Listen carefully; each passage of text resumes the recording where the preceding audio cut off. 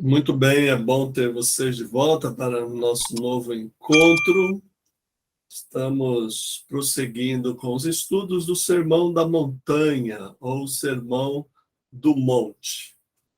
Vocês tinham como tarefa assistir o vídeo no meu canal sobre a estrutura do Sermão da Montanha. Essa tarefa que vocês realizaram vai nos ajudar a compreender o contexto do qual estamos falando. Retomando o encontro passado, nós apresentamos o Evangelho de Mateus nas suas características principais, sua data, sua autoria, seu contexto, seus 5 discursos, como Sermão da Montanha sendo o primeiro desses 5 discursos. Mostramos que, para o Evangelho de Mateus, Jesus é o novo Moisés, e o Sermão do Monte funciona como a nova lei desse novo Moisés, que vem pregar não a formação de um povo, mas vem proclamar o reino dos céus. A linguagem de Mateus, que evita usar o nome de Deus para os judeus, ele usa reino dos céus. E reino dos céus é equivalente a reino de Deus. Portanto, o Sermão da Montanha, ou o Sermão do Monte, vamos chamar sempre de Sermão do Monte, ou da Montanha, tanto faz, né? Ele abre o ministério de Jesus, colocando, então, os aspectos do reino de Deus e a sua justiça, como nós vamos ver, que é o centro desse sermão. Essa maneira de pensar contextualmente é muito importante, porque, deixa eu colocar o microfone mais próximo.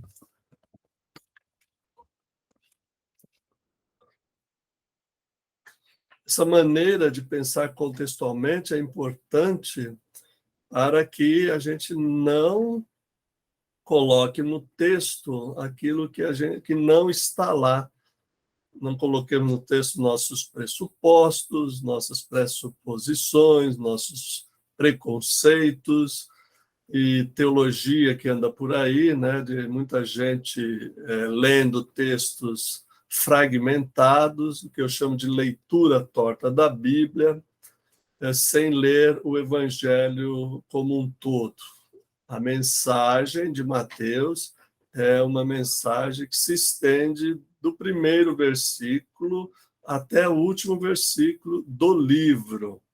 Então, nós estamos fazendo um recorte no Sermão da Montanha, mas já mostramos que esse recorte é feito à base de uma divisão literária do próprio livro, onde Mateus deixou os indicativos para nós, mostrando onde terminam os seus discursos. E esses discursos são entremeados por ações, milagres e curas de Jesus e outras palavras controversas, por exemplo, de Jesus com os fariseus, com os saduceus, etc.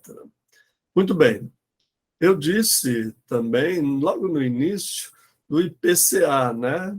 Ler a Bíblia com intensidade, com paixão, com cuidado e com atenção. Então, é só rever o vídeo do nosso primeiro encontro para relembrar o IPCA. Agora, eu quero mostrar para vocês como que o Sermão da Montanha é rodeado, ladeado por termos, palavras, expressões que vinculam um texto ao outro, que vinculam a mensagem a um lugar literário, como a gente chama, no início e no final. Peço que vocês acompanhem Mateus capítulo 4, verso 17. O capítulo 4 de Mateus é a tentação de Jesus, e no versículo 17, quando ele volta da tentação, a gente lê assim: 4:17. Daí por diante, passou a Jesus a pregar e a dizer: arrependei-vos, porque está próximo o reino dos céus. Ele continua a mensagem de João Batista e proclama a mesma coisa, capítulo 3, verso 2: arrependei-vos, porque está próximo o reino dos céus.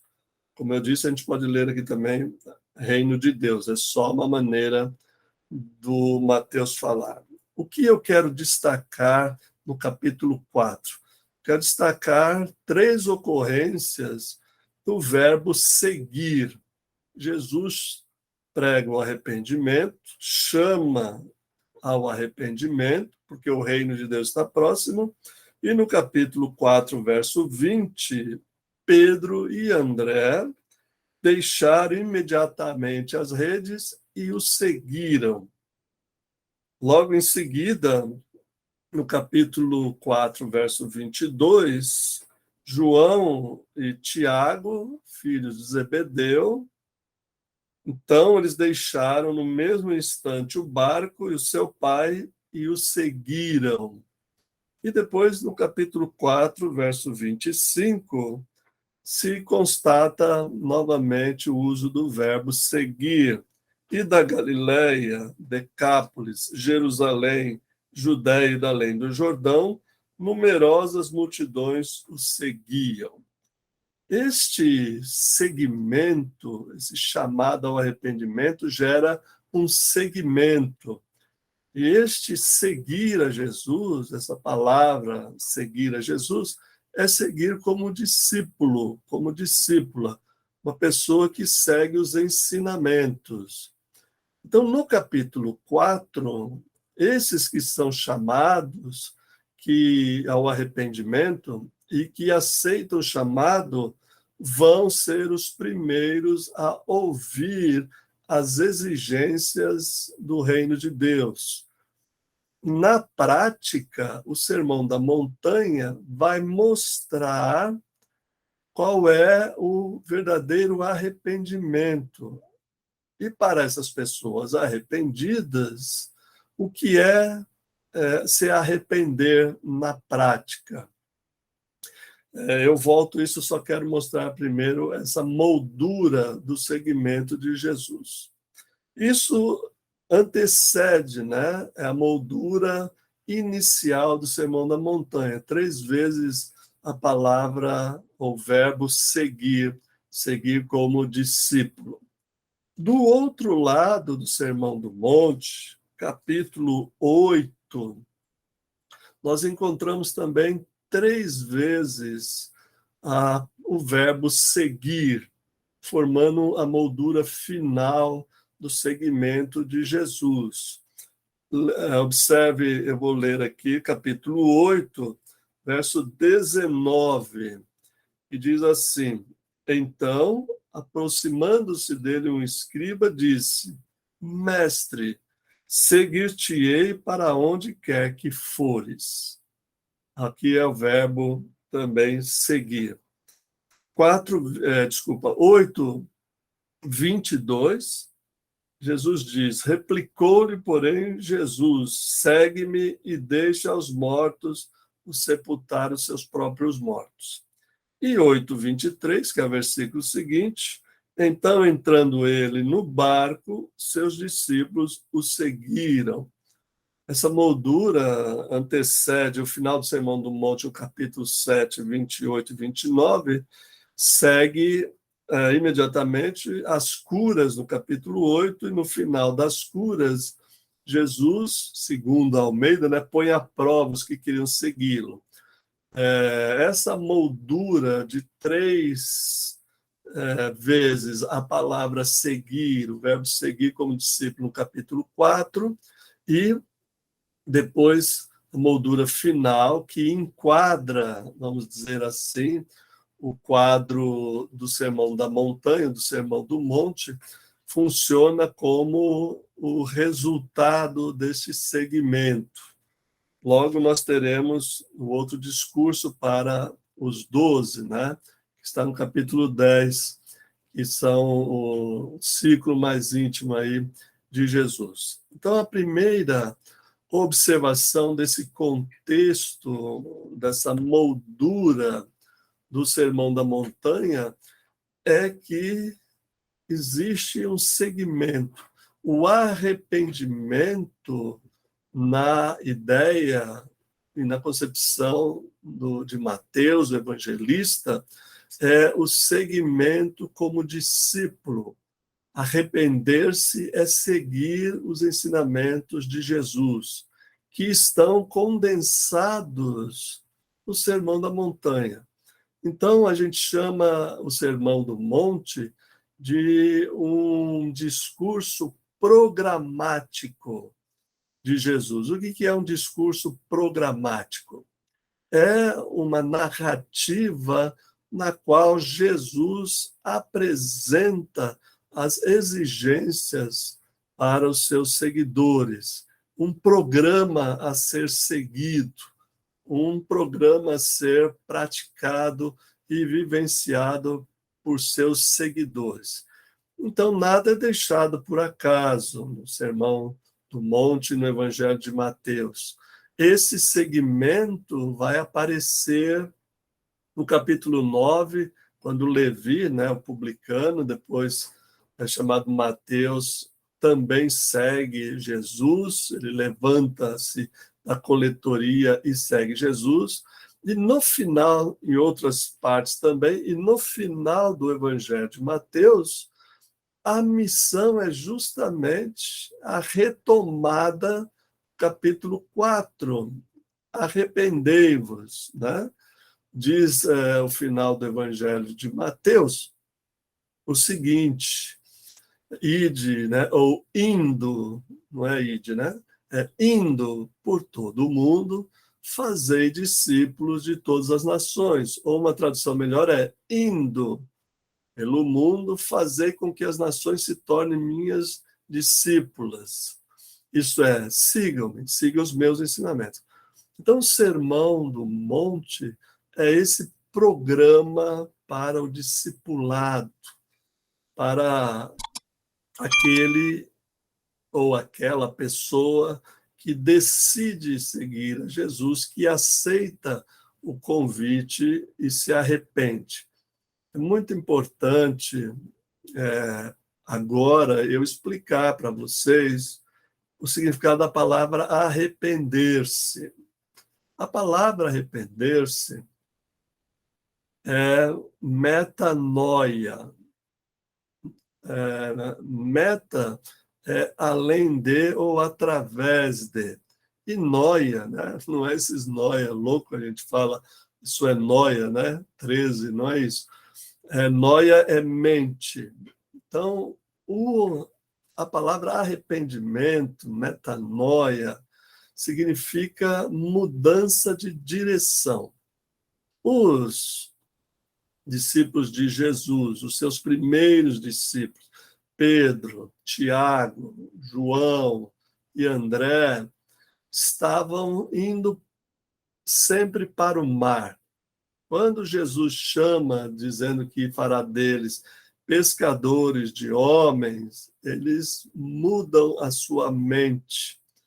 Não são mais pescadores de peixes, mas são pescadores de pessoas. Isso é arrependimento, isso é mudança, mudança de mente. Aliás, eu tenho um vídeo no meu canal, eu vou indicar para vocês, aí no link, quando eu colocar esse vídeo, eu vou colocar na descrição, eu vou colocar no grupo também, o link, né, dos 7 resultados da metanoia no Evangelho de Mateus. Assim vocês têm a explicação melhor dessa palavra, mais completa, e os exemplos claros, né, especialmente de Levi, que é o Mateus. Então, arrepender-se é mudar de mente. O Sermão do Monte, que nós chamamos, né, essa narrativa, esse discurso inaugural e programático de Jesus, mostra essa mudança da mente. Você precisa rever, né, quantas vezes for necessário, o vídeo da estrutura do Sermão da Montanha para observar que o centro temático do Sermão da Montanha é o verso 6, ou desculpa, é o capítulo 6, verso 10. O que diz lá? Venha o teu reino, faça-se a tua vontade, assim na terra como no céu. O centro, né, na estrutura do Sermão do Monte, e eu vou detalhar no nosso próximo encontro, este centro tem duas palavras, né, ou duas frases fundamentais. Venha o teu reino.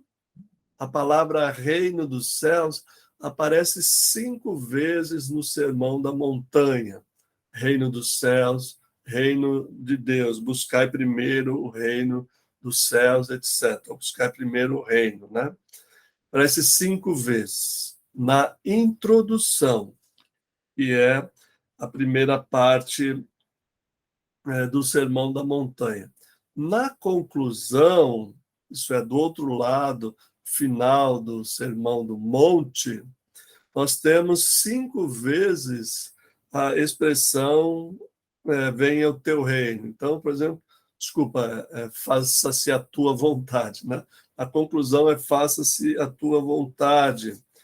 Uma vez fazer a vontade do Pai, 2 vezes fazer a vontade aos homens e 2 vezes praticar as palavras. Fazer a vontade de Deus é fazer a vontade do Pai, fazer, manter, né, relacionamento com os homens e praticar as palavras que Jesus está falando. E o bom discípulo, a boa discípula, né, fundamenta, pratica as palavras que eles aprenderam. Então, este é o contexto geral do Sermão da Montanha, que tem como centro, como foco, capítulo 6, verso 10. E este centro está, então, ladeado por 3 partes, né? Primeira parte, eu disse que vou detalhar no próximo encontro, mas vou dar aqui a primeira dica. Temos a introdução, a primeira parte, que é dirigida à justiça dos escribas, segunda parte, dirigida à justiça dos fariseus, e a terceira parte, dirigida à justiça dos discípulos e das discípulas, e, finalmente, a conclusão. Então, pense, medite, e qual é a consequência desse discurso programático de Jesus vinculado à palavra seguir, ao verbo seguir, que é resultado desse arrependimento, dessa mudança de mente, dessa mudança de direção. Hoje, hoje era isso que eu tinha para falar para vocês sobre o Sermão da Montanha.